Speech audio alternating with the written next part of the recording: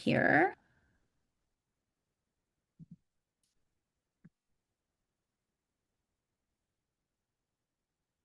And whoop, there we go. We've got our breakout rooms, and this is our panel. So I'm only going to share the screen for a moment here. I'm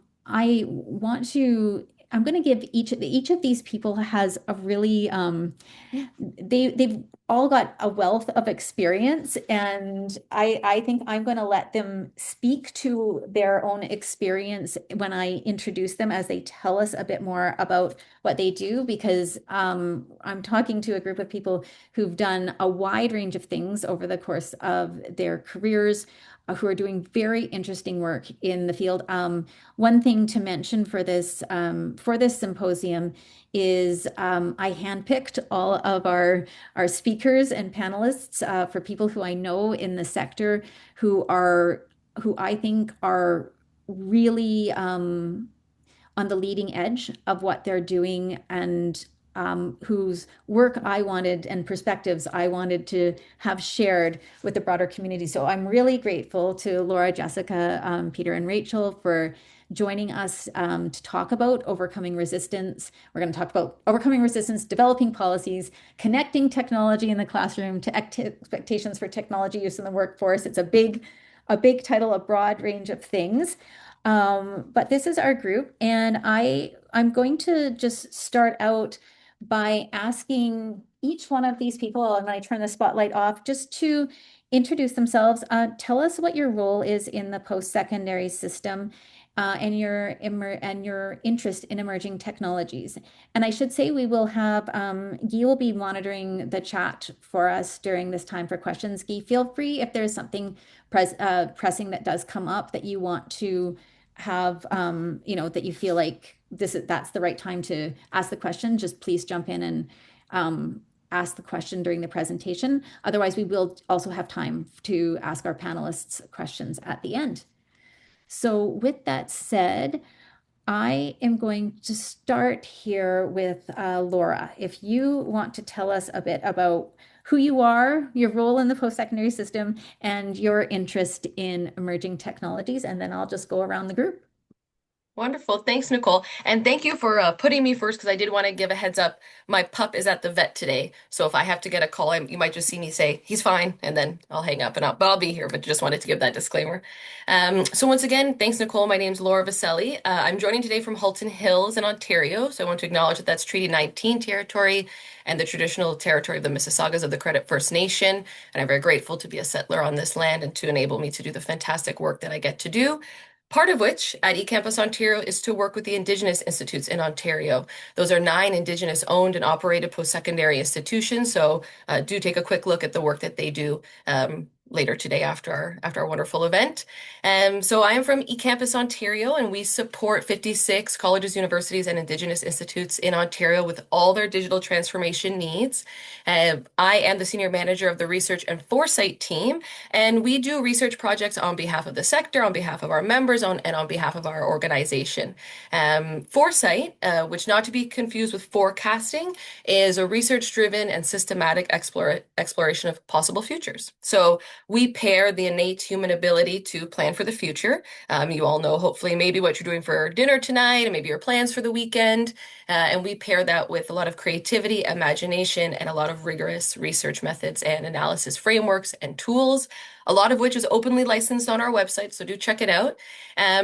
My interest in emerging technology is that I haven't had a post-secondary experience without it. And I think what I find most interesting about emerging technologies in my career, and the more I get into it, is, the words that we use really describe the situations that we're in. And when we talk about emerging technology, my spectrum of emerging technology is different than Nicole's, it's different than the rest of my panelists. So how can we navigate that? Because technology, it's ChatGPT today, it's AI today, but it's going to be something else in 5 or 10 years. So how do we navigate that spectrum together from the position that we're in? So I'll pass it on. Perfect. Peder, tell us a bit about you. Yes, and thanks, Nicole, and thanks to all my fellow panelists too. It's great to be here, and thanks, of course, to all the participants. So as Nicole mentioned, my name is Peder. I work at Colleges and Institutes Canada, And we work and play on the traditional unceded lands of the Algonquin and Anishinaabe, where we're very grateful, of course. And I'm actually very proud to say that Indigenous education is a priority and focus for the organization as well. So I want to acknowledge that at the first to where I'm getting at to explaining who I am and what I do. And so for Colleges in Institute of Canada, which is a member association, for those that don't know, of the public colleges and institutes with a college mandate across the nation. So my specific role and what I do that's related to emerging technologies there is I'm really a student of post-secondary and the post-secondary system, specifically, of course, to colleges as it applies to our members, but in general, just trying to understand that landscape. And the lens that I see that through is really through that balance of the needs that's being put on that system from learners, from government funders, and from employers, of course, as well. And that kind of balance and struggle between those different needs is kind of this position that I study. And I see emerging technologies, of course, it's a critical part to answering and figuring out that balance between all those stakeholder groups. Always has had an impact on it, as Laura pointed out. It's inevitable to be part of education, and I think of it, and this is why I'm really happy to be here with the CDLRA and thinking about the surveys that take place, because it really puts the focus on the institutions, and that's my focus as well, because between all those three groups, institutions often kind of get left behind and not considered when it comes to how emerging technologies actually impact the institutions themselves as well. So I'm really here as a student of that, and so to kind of position what expertise I have and who I am, I'm always learning about this. So what I'll bring today is sort of how we look at this space as an organization of multiple institutions. I mean, there's over 130 institutions that are part of our membership. So we have to see it from that perspective, and rather than the expertise that many of you have from what I'm expecting to be individual institutions, or as a contrast to that. So I hope to also learn from all the audience today, and as we talk about this, and I'll pass it on back to you, Nicole. Perfect. Rachel, why don't you introduce yourself? Happy to do so.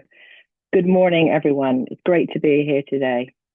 Certainly, I think I should be very transparent about the fact that my answers and my contribution to the discussion today are really grounded in the fact that I've been in love with the same problem for close to 25 years now, and that problem is the skills gap. And so intentionally with my own career, I have worked for academic institutions in Europe and in North America over that time. I've served those institutions working for large global education companies like Pearson and Kaplan. And certainly through that work, those large-scale distributed education programs enabled and supported by emerging technologies. And so trying to find ways in which I could better understand that problem I've been in love with all this time, serve communities and individuals through the use of technology, through access to education and training at scale, really, I think will inform and I hope be helpful in terms of my contributions this afternoon. Currently, I'm in two spots serving this community. One as the founder and principal consultant at an organization called Acuity AI, where we are using collaborative intelligence, meaning human and artificial intelligence, to develop workforce needs assessments at the skills level.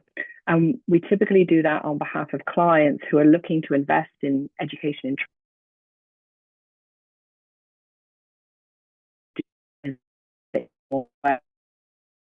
in that, of course, we're looking as a subset of that work at technology and the skills and the needs in workforce. And so that's one of the roles I'm involved in at the moment. And then secondly, I'm actually serving as an advisor as well to the University Network of Excellence in Nuclear Engineering on workforce initiatives. We are looking at, as we anticipate the huge expanse in in Canada of nuclear energy and drive towards net zero goals by 2050, looking at exactly what those workforce needs are going to be, and then how that will translate to the education and training required to get our people from where they are now to having the knowledge and skills that is going to be needed in the industry. So those are the two hats I wear, and will of course influence and inform the answers I provide today. But it's great to be here with you all.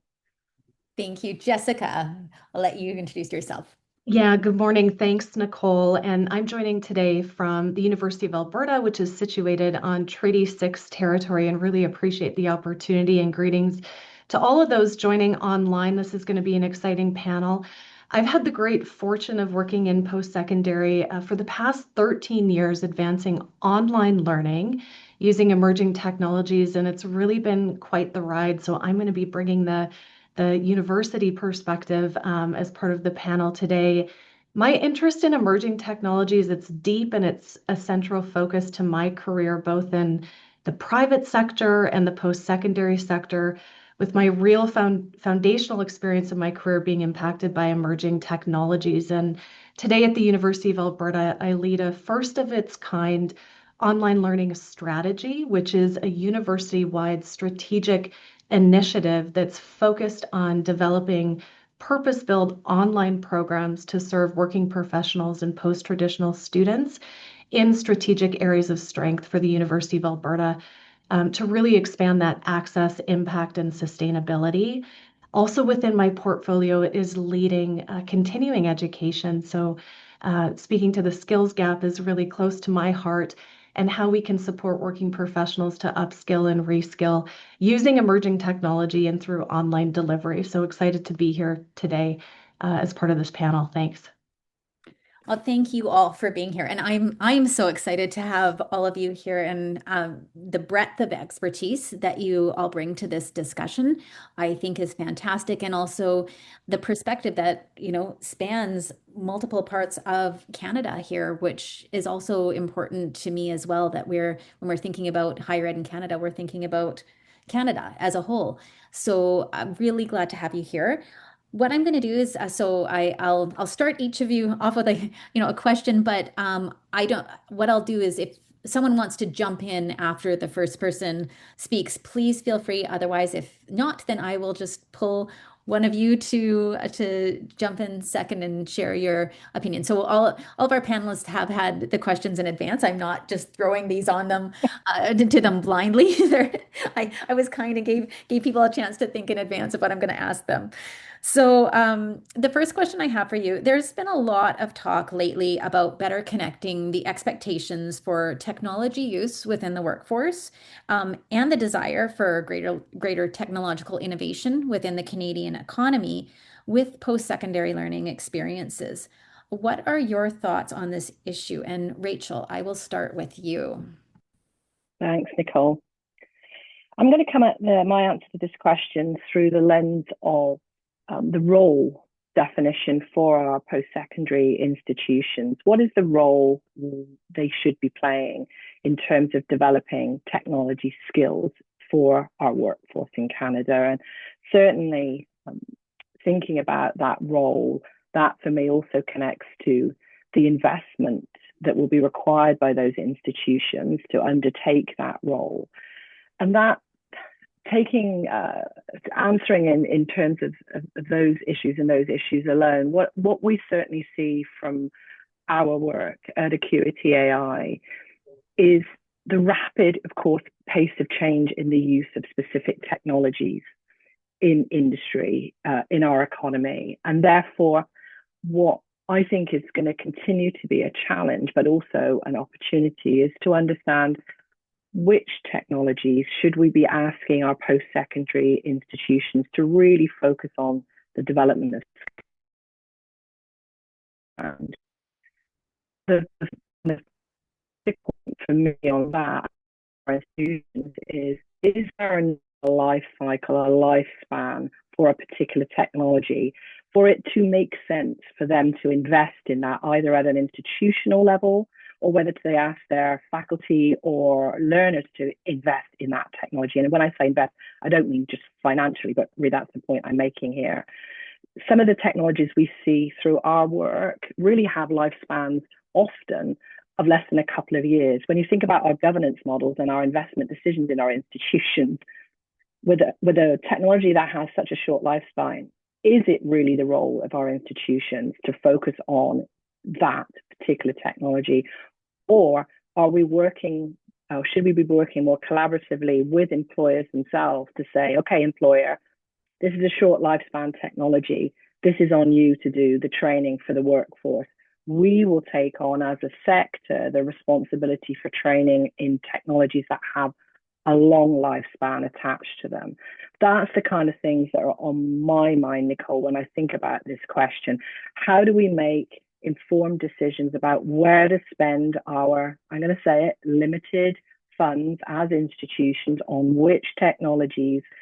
Clarity on that, I think, would put us in a much better place to be able to really think about then embedding that into the learning experiences that we are designing. So that's how I would start our panel off in terms of my answer to that question. I wonder if I can jump in on this because I'm thinking very much along the same lines, Rachel, or at least how I'm interpreting your answer here. Of course, because my first reaction to this was it places a lot of emphasis and a lot of expectations on the shoulders of institutions to react to this. And as you say, if the technology that we're talking about has a shorter lifespan, then there's a lot of, like you're saying, investment in time and in efforts as well. My thinking is also kind of along how I started in talking about the demands that gets placed on institutions by these three groups. And in this instance, I'm thinking more about learners and employers, as employers are expecting learners to come out with specific skills, and learners are coming, as you already mentioned, Rachel, and trying to understand what that really means as an institution that's providing those training opportunities. In my work, I've seen institutions respond very rapidly, and I monitor programs that are offered across CICAN's membership. So I've seen a lot of technology across, whether they're short-lived or long-lived, be implemented. I think it comes down also to that expectations of employment really at the end of it. And so the support needs to be for that, and it shouldn't be about the technology necessarily, but about implementing it within the skills that are important to employment in the end. And to that effect, I think it's also important to interpret the learners that are coming in as well. And it's not news to anybody here, I think, but that learners are it's a diverse group. It's not just people coming out of high school. There's people that, of course, with rapidly changing technology that need to come in and learn new technologies to keep their employment as well. So I've seen a lot of ways that technology has helped meet both or all the different groups of learners in that sense, but implemented in more traditional programming styles, and it's still about the learning and the specific skills that are beyond the technology that end up with employment. And Laura, I see your hand up, so I'll give it right to you. Awesome. Thank you. Is that okay, Nicole, if we just take the moderation from here? No, I'm kidding. We need you. We need you. That's great, because what I had wanted to share from my perspective was yes to both of you, 100%. And thinking about employment is, we need to talk to hiring managers, folks who are the conduit between our learners and our employers, because I see when we talk to employers, when I read other reports about talking to employers, there's a disconnection there. And I think that those folks hold a lot of power by nature of their roles, and extending to also the people who build the systems from which our learners are then applying to roles, because we already see AI disrupting that, the hiring process, the talent acquisition process, tenfold. It was already happening, right? But we see it happening more now. And it does, upset me, because we know our learners have more technological skills and they know how to articulate and they can bring more value. There is a gap. Certainly, we need to teach our learners more, but they know a lot already. How are they articulating that? And then how are our folks in hiring positions digesting that information, understanding that information, recognizing that, I forget what the percentage is, but a great percentage of the employers in this country are small to medium businesses. So You know, again, who's going to pay for it? Who's going to do it? I don't know if we'll answer that today, but that's kind of, the black box of hiring, right? How do we help people talk about the skills they have and talk about the skills they don't have? And what can we learn from people in the skills business, right? So, Jessica, then Rachel. Sure, thanks. And just to pick up on something that Laura said, which I think is really important, is around supporting students articulate the technology and the skills that they're building. I mean, I think about here at the U of A and the way in which we deliver courses on our campus. And today, we know our students are demanding more agency and flexibility over their learning. 60% of our undergrad students at the U of A are engaging in that mixed modality scheduling, which means that they're curating that online and offline learning experience, which really mirrors the real world of work today, which is underpinned by, some face-to-face, some in the office, some at home, but mainly using technology and tools to facilitate that work. And I think our graduates today are really well positioned as they're kind of moving between technology driven, 100% learning through online learning versus in-person learning that's weaving that technology in, but it's helping to support our students articulate those skills because they are ready and they are well positioned to advance technology in the workplace. I think Rachel might be frozen on its. Oh, no, you're unfrozen, Rachel. Here we go. I'll let you jump. Thanks. Thanks.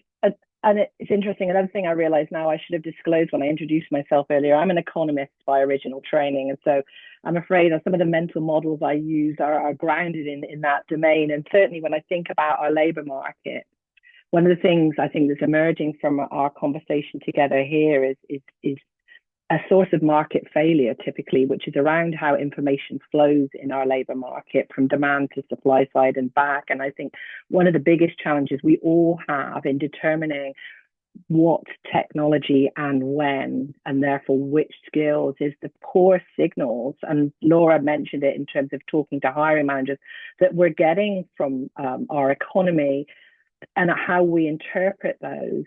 Many of the employers we work with themselves are struggling to understand which technologies they're going to be adopting and implementing next. And so then there's a time lag for that signal being sent to the labor market, whether that be through a communication channel like job postings or through the kind of advisory groups that we work with in our institutions. And so already we're back on the back foot because that signal strength is low and is often not as clear as it needs to be. And so I think there's a real opportunity, as I believe we're all calling out here, to improve that signal strength.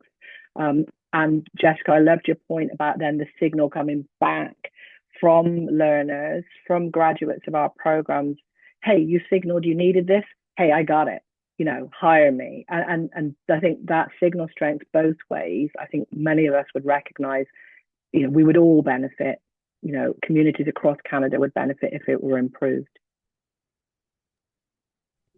Thank you all. Those are amazing points. I feel like I feel like I'm gonna have to go back and watch the recordings of all of these afterwards too to fully even further absorb what's being said. And I think that is fantastic. I'm going to move us on to the next question.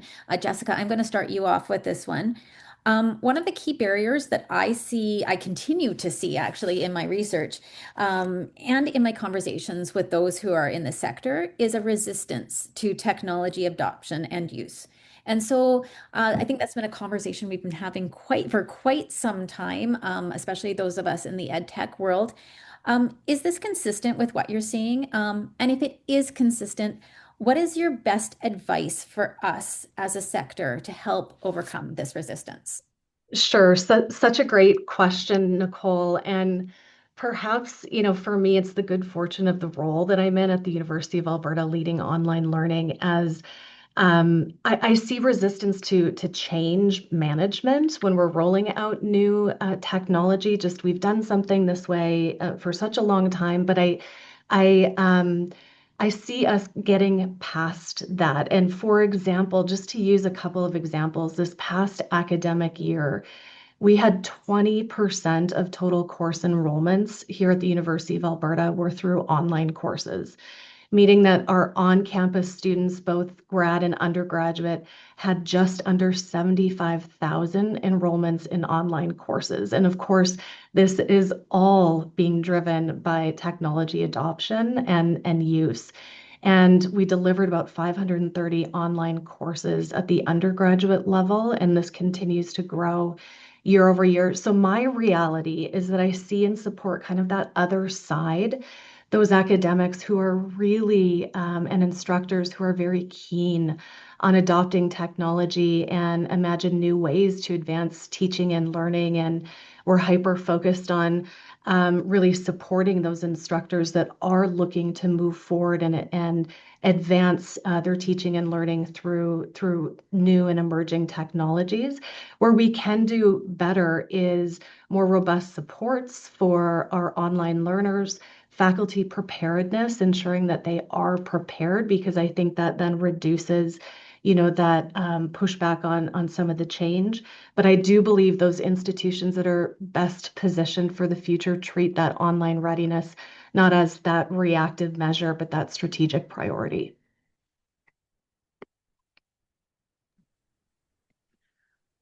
All right, if no one's going to jump in, I'm going to pick on someone here. Peder, I'm going to pick on you to give your thoughts on that. I was just finding my unmute button, so that's perfect. So I, from my perspective, of course, I know about the issue of resistance to change in technology, but I think what I study and what I look at more are barriers to adoption and changes. So sort of from the overview of the institutions that I look at, I see there's a lot of willingness to change. There's a lot of first movers, and there's a lot of experts that sometimes don't have the channels to share what they know. But that's where CICAN, of course, Colleges and Institutes in Canada, tries to play a role. But I think there's not to just kick a dead horse here, but there's a lot of lack of funding for the types of changes that we're talking about, and even if it comes down to simple things like allowing faculty to explore and take time off to train. Things like IT infrastructure that can help out with the systems that are needed. These are the things that I'm looking at and more concerned about as the barrier to overcome to actually implement emerging changes. All sorts of tech in effect, I think. I think if we were to give a word of recommendation towards overcoming resistance, I kind of come from the strain of thinking of human-centered. So it needs to be focused on skills that we have and the humans that we have, the processes that we have to kind of fit into, and I think this is more at an institutional level, but fit into what capacity you already have, and then that's the way to maybe get to that. It's difficult work, and I think that's what it comes down to. If you see resistance, it's maybe not so much a sign of resistance, but all the other things around it in terms of meeting those things. I can jump in, Nicole. Perfect. I was just going to call on you to get your thoughts too. That's great. And when I was preparing for today, I had made two notes because we hear the same resistance. I mean, I come from an organization called eCampusOntario. So by nature, we attract a lot of people who are comfortable with technology. So we make a concerted effort to seek out people who may not come to our organization. So the resistance is there, certainly. It's real.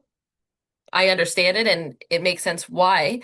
But I think that it's that resistance or the fear is the embodiment of two deeper issues. One is the one that Jessica pointed out, change management. Change management is so hard on a regular day when everything in the world is stable and lovely. It's hard. So of course. And I think for me, the other thing I hear that fear and resistance comes from a real misalignment on the purpose of higher education, right? Some instructors say, I'm not teaching technology maybe because my students are telling me, but I don't listen to always what my students want because I might know better. Or I'm not going to teach it or learn it because I don't, maybe plan my curriculum based off what the workforce needs. And you have a lot of different perspectives driving the value proposition to why higher institutions exist. And we need to sit down and where and how are questions I don't have time to answer today, but recognize that we have so many people that are served by higher education, and each one of those people has a different reason and a different value proposition for higher education. So those demands can be so difficult for, an individual instructor to navigate, again, going through the change management process. So there's a lot of layers, and I think that resistance is an embodiment of things that are a lot deeper. And how you navigate that is, a path to be built, I guess. So yeah, Rachel. Thanks. So I was just going to connect this back to the conversation we were having with question one around certainty and Peder's point about scarce resources such as time. When faculty are dealing in the kind of faculty models that they are with limited time allocated to a specific course, time for exploration of emerging technologies just doesn't exist. You're just trying to keep up with, the large course load that you have already. And so I've seen some great examples in institutions where they've adopted probably what I would describe as a community of practice model, where they're bringing faculty together. Each faculty member is kind of either put up their hand or been tasked with looking at a particular type of technology that supports learning. And then they come together and talk about how they've experimented with it, what they've learned, what it would take, to roll that out across their particular program or faculty area or even institution. But I think in a time of such constraint and scarce resources, as we think about overcoming some of these barriers, those are the kind of models that are frankly going to get us there if we have the certainty that we were talking about in our answers to question one about what is the role of the institution around technological skills development and which technologies should we be focusing on. If I can just bring up a point that I was kind of expand on something I was speaking about at the last question as well, in terms of mixing different modes of learning as well. And Jessica, you mentioned it a little bit in terms of the different needs that students have for some virtual, some in person. And I think that's also a way to do this, to try to experiment within the existing frameworks that we have. I'm thinking of a very specific thing a project that we have a lot of institutions in our membership where we're implementing virtual work integrated learning as part of health programs and creating all these open education resources. And when I say we, it's really members that are doing this, but they're implementing these as parts that go alongside of traditional work integrated learning, and the whole pre-existing pathway that students would take. And so putting parts into existing pathways, I think, is also a good way of overcoming change, so that you can measure it up against what we know and what we may already feel accustomed and secure with, and kind of having both sides of it.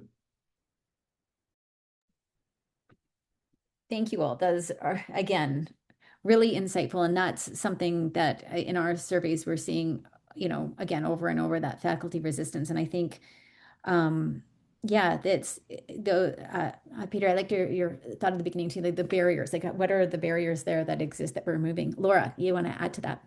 Well, just to call back to your presentation from this morning, Nicole, there was, and I don't know if I got the exact wording right, but there was about 55% of your respondents who said they were somewhat ready for the future of higher education. And somewhat is certainly better than not at all ready, but it's not good enough. It's not. And again, I don't think we can put the pressure on our individual educators and administrators. You all already feel that pressure. So how can we create communities of practice and, remove those barriers at scale, right? And who's aligning on whose responsibility it is, I think. But we can move, like, again, somewhat ready is great, but it's only going to be more tricky in the years ahead. So yeah, hopefully we'll see a shift. Especially since we're seeing, again, like in that same data showed that there's that expectation, the majority are expecting change, like, 1/3 expecting significant change, and, some another about half expecting it to be the future in 5 years to be somewhat different. And so I agree with you, like you say, that somewhat ready, and yet putting the onus on the individual, whether it's an admin, whether it's a faculty member, whether it's someone in a role, that seems a bit unfair too. So Absolutely. All right. Well, I've got another question here, which I'll launch into, and then we'll have some time at the end for some Q&A. So my question is, when new technologies emerge, so like Gen AI, for example, that's been a big one, so does the need for policies and strategic implementation. So what are your recommendations for leaders and committees who've been tasked with policy or strategy development, related to technology use? So it can be related to AI use, but even to technology use more broadly. And Peder, I'll start you off with this one. Yeah, I think I'll take us back a little bit to the beginning on this and try to figure out what is it that we want with new technology. Because I think it's very easy to think about new technology as something that we need to implement because that's what everybody else is doing, especially in the case of Gen AI. I had mentioned earlier that I really subscribe to the idea of human-centered design and human-centered thinking. And I think it comes down to really thinking in terms of humans first. And this is maybe very granular, but on a broader scale, I think it just comes back to kind of understanding, being aware of your organization or the structure that you are trying to implement new technology into, knowing what is it that you have, what is your maturity on the technological pathway that you're trying to achieve, and what are the processes that exist within the structure that you're working with, and then also knowing what data and what technology, what stack you have underneath everything. Again, very granular, but kind of bringing it a little bit out of that granular bucket. I think it's really important then to learn from others. And I was talking about that as one of the barriers to adoption.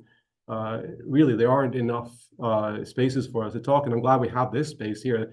And I do recognize that there are a lot of other channels that exist, but the more of those that we have, and the more we can learn from each other, the better. And that comes down to having the time and opportunity for that.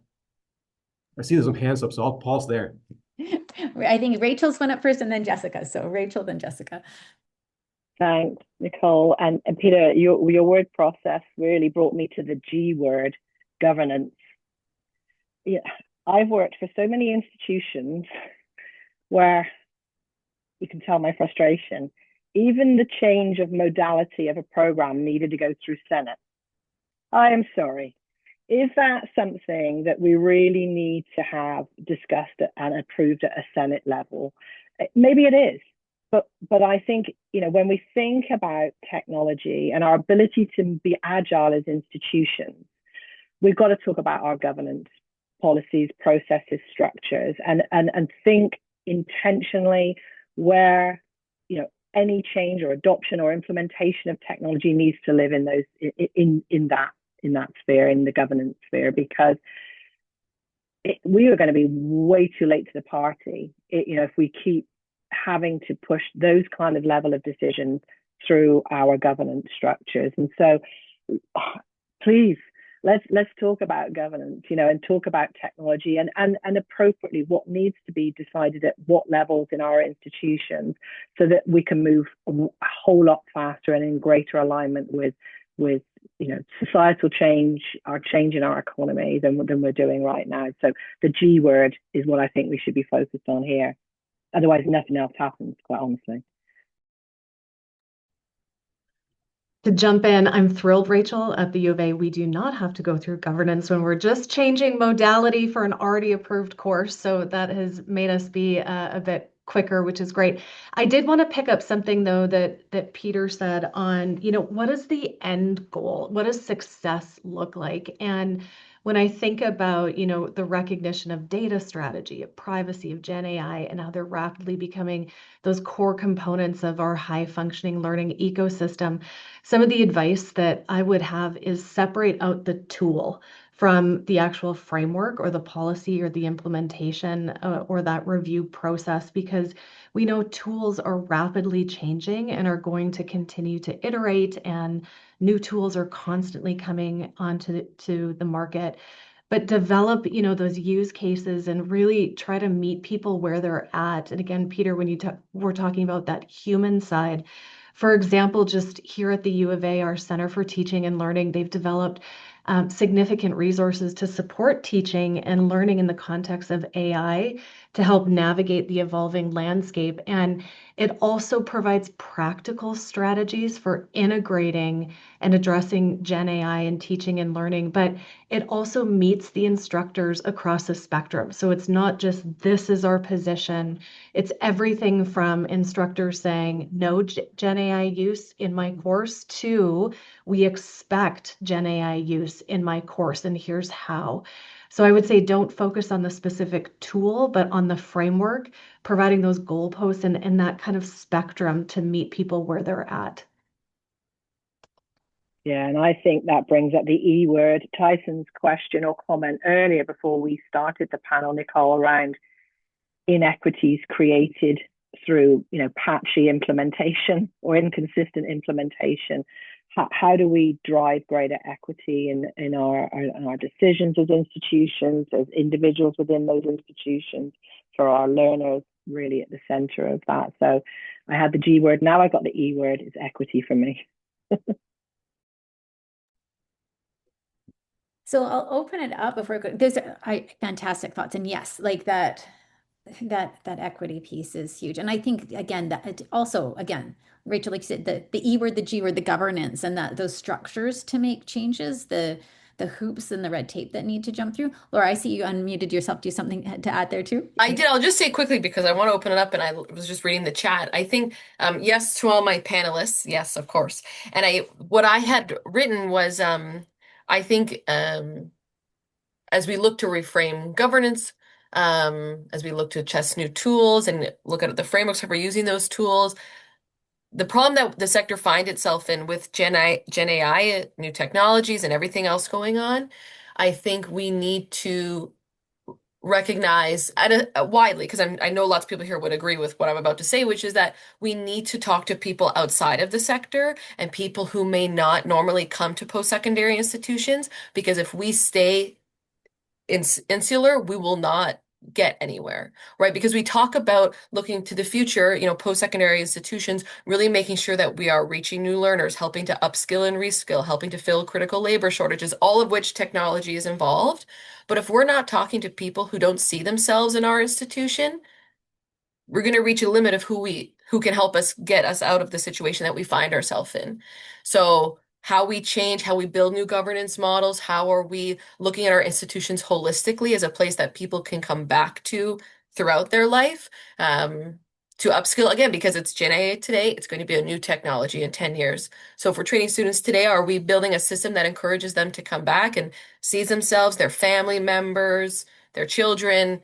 We need to talk to people outside of ourselves to see a path forward and create one that doesn't exist yet, I think. And Peder, yeah. Yeah, just to add a quick note, we want to open it up, but what it's got me thinking about now, your comment, Laura, and all the talk also about the structures around new technologies, is where's the space for those that are individual early movers within different organizations? If you have an institution right now, I think there always needs to be space for somebody to drive, and it often isn't the top leaders. So I don't know the answer to this question, so maybe I'm just kind of asking it to the general audience here and thinking about this. But where is the space for allowing individual contributors to drive, especially if they come from outside a system, or contributors as faculty members part-time or that kind of thing, right? It's got to be some channels. Yeah, I think that's a very good point. Rachel, I saw you had unmuted yourself for a second there. I don't know if you had something you wanted to add.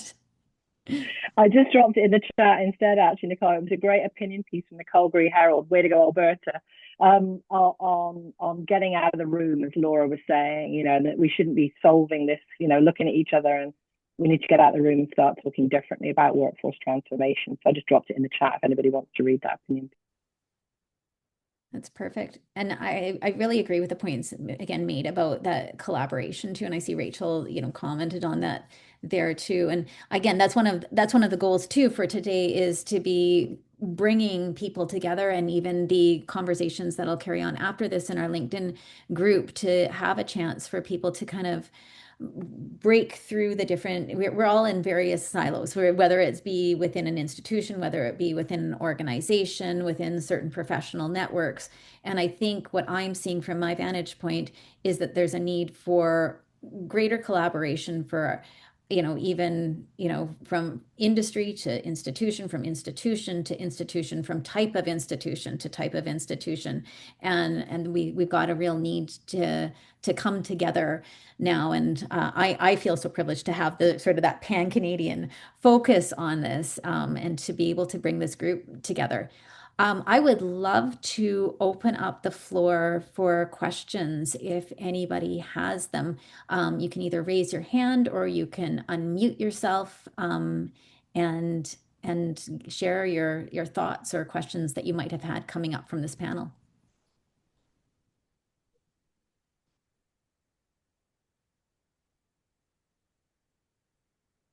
And I see that there's been lots of discussion in the chat. I don't know, I know, Guy, you've been following along. I don't know if there's been any questions posed in the chat, but Jessica, yes. Oh, hi.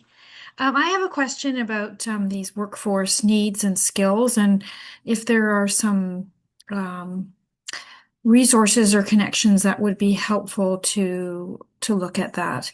I support trades and applied technology as a curriculum teaching and learning specialist, and those skills are right at the top. But again, finding a focus or a place-to-place emphasis during a time of not a lot of resources has been challenging. So just wonder if anybody could speak to that as a place to gather some data or evidence or case studies.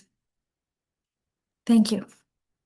I could answer. Oh, and you disappeared, Jessica. I think your name was. I'll pop a link in the chat. One of the tools that eCampus Ontario offers is our micro-credential portal, where institutions in the province of Ontario can put their short duration learning programs. But to your specific need, we have it's also integrated with labor market data.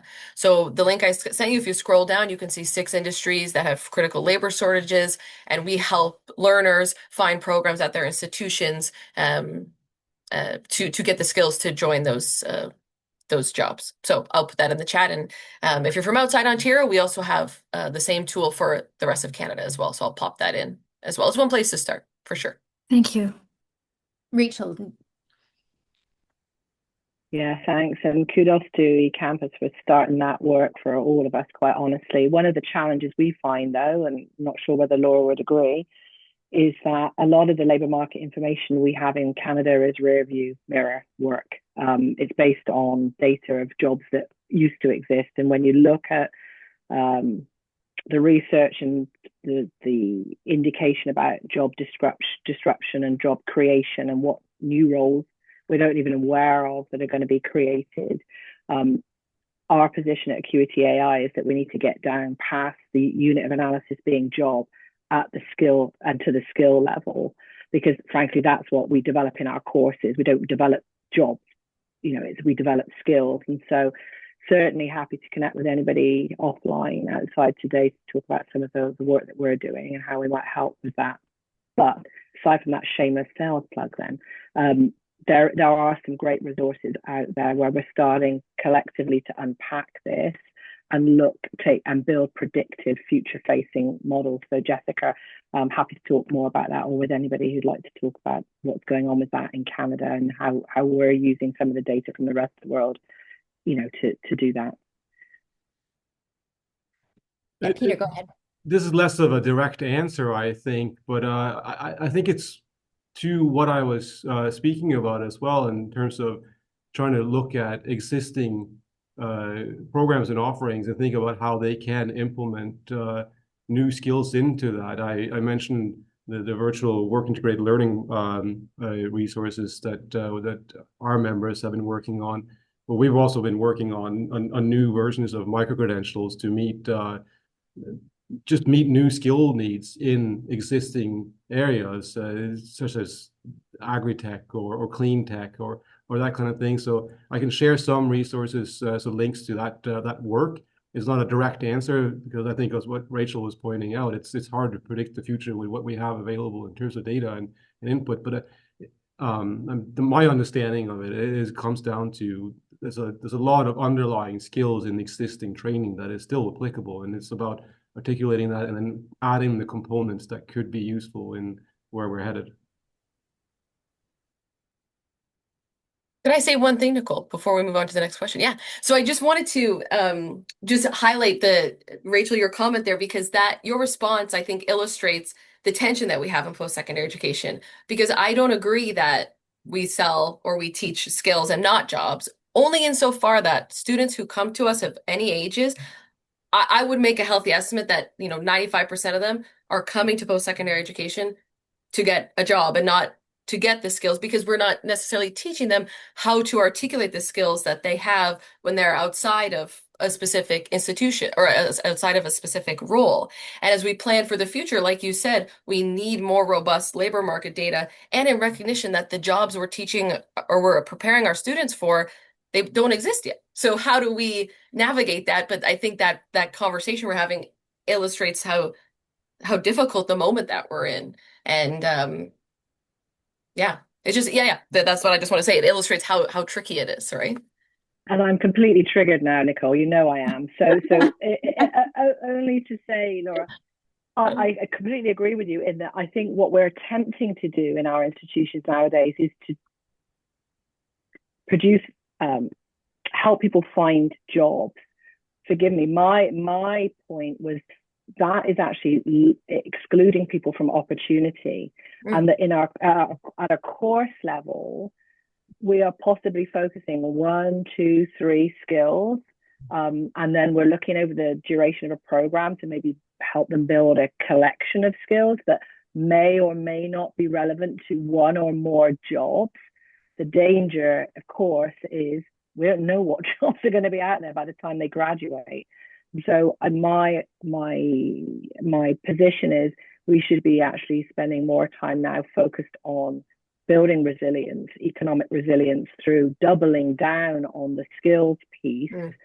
And to your point, making sure we understand what are those priority skills, and Peder's point about those skills that frankly have value beyond the next 4, 8, 10 years. The trick is, of course, figuring out what those are.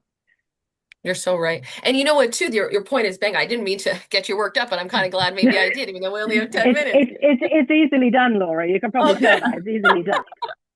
Nicole will have to have us all back then. No, but yes. Because, and it speaks to the conversation folks were having in the chat, because we can, how do we build our institutions so that they can change rapidly enough to build skills and build jobs? Because why does it have to be either or? Let's have it be both. Let's give learners the tools to understand what they're learning, and that they can be, 15 different professions in a perfect world, right? Like, we know our careers are going to change tenfold over our lifetime, which wasn't seen in previous generations. How many times will it change for our little ones, who are alive today, right? Yeah, work's cut out for us, dare I say. Yeah.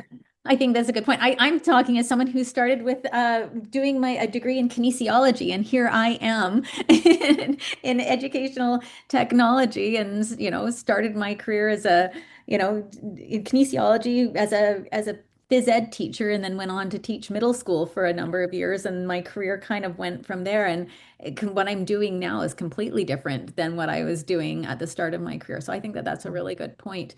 I see that Marlene's got her hand raised. Marlene, we'd love to hear from you. Oh, you're muted. Yeah, I'm on. So I hear all of you, and you represent the institutions very nicely. And of course, we need the institutions to frame people that are moving through the institutions, but people at some level aren't institutions. And I was a grandmother. I came back to university when I was 38 and had been in the fishing industry for the previous period of time on the West Coast, and working for large fishing companies who were pivoting at that time, already in the mid 80s, to moving their production offshore to the States, in fact. And so I'm very interested in intergenerational transmission of what do we transmit, how do we transform what's transmitted, and how do people connect with themselves as individuals, but as members of usually a group of some sort, and how do they see themselves in what we've called career development, but I see career more as a function of the person. And so some of you have those kinds of experiences starting in economics. We use economic kind of models to think with, kinesiology, an embodied model, perhaps, different ways of thinking about how we move through and how we function in these institutions.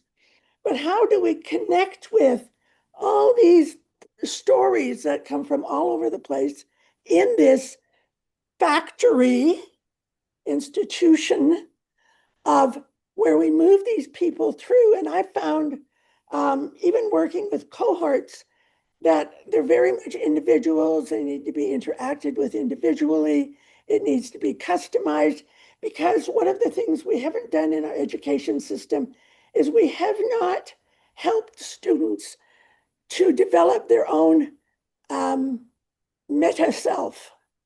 And when we're working with technology, we're working with a meta self that nobody really knows that they have, but they use all the time. They use strategically. We talk about it, we use it, but it's not part of the psychology and everyday discussion in the classroom. Now, I use my syllabus to help students understand what they're doing. Marlene, I'm just going to stop you there just because I want to I'm looking at the time and I want to give our respondents a chance to respond to what you're saying. And I think what I'm hearing there is the notion particularly of, individualized needs, but with scalability. Laura, I'd love to hear from you. Yeah, that's a great comment. And your name disappeared. Oh, there you're back, Marlene. Thank you so much. What your comments make me think about is another big question we have to solve around this, the big bad PLAR, because when I look at the future of higher education, I see a world in which those beautiful learning experiences from outside of a formal institution are recognized in a way, and it probably won't be a credential. Like, I don't know how you could credential something that a grandmother or a relative teaches you. Like, how would we do that in a meaningful way? But recognizing that that brings value, and in a lot of ways, it makes us more productive, as we enter the workforce, right? There are skills that we're learning by nature of being human beings with experiences and families and friends. And how can we build a system that recognizes that and honors that and says, you can do this, right? We all know that some of our greatest teaching experiences have not been inside of a classroom, and they make us better at work. So it's a beautiful question, and we'll see, I guess. Jessica, then Rachel. Yeah, and we also know PLAR can be very intense and can be a long process to work through. So what are some of those steps that we can make along the way to change, the entrance requirement to focus more on the exit, requirement as well? And I think about things like performance-based admissions. Take that first course and you show that after coming back and maybe not having that formal undergrad, I'm thinking graduate education, that, you're motivated and you're wanting to complete it and that you can do it, which creates that pathway in. And so, or removing, the requirements for the undergrad degree, the 2.0 or 3.0, like, let's get rid of that and provide people opportunity, reduce those entrance barriers, and really focus on the exit barriers is where I would love to see us going. Yeah, Rachel, and then Trisha, noting, I did see your question, and I'd love to see questions on PLAR in the next survey. Thank you for that. And Rachel, I'll turn it to you now. Thanks. There's another four-letter acronym, STAR, Skilled Through Alternative Routes. Some really interesting work being done in the US on these models, which is, akin to what we're talking about here, which is saying formal education is not the only place where we build skills, and that we need to find a way to recognize and reward that beyond a credential, as I think many of us have been saying this afternoon. So there's some really meaningful, even state level innovation happening in the US around this. I'm driving some initiatives in Canada right now to see us do a smaller scale test of that work at a regional level. So if anybody's interested in talking about that, would love to connect on that after today as well. But agreed, Marlene, 100%. Whole person as Peder said earlier, putting the human at the center of this. How do we do? Oh, Rachel, you froze just at this last minute.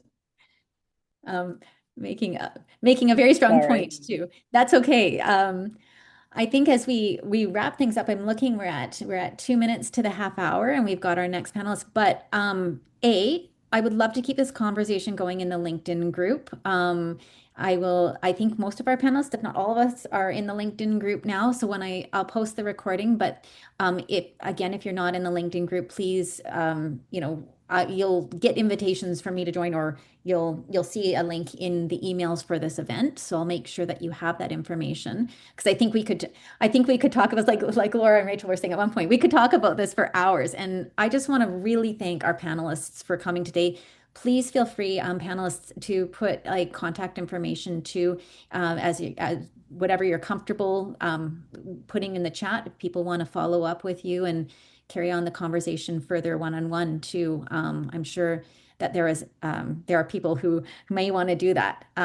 Thank you again. This was a fascinating discussion, and I knew it would be a good discussion based on who I selected to be on the panel, and I was not disappointed. Thank you very much. So I am going to use this moment. I am going to unspotlight our panel, and we are going to transition to our armchair discussion.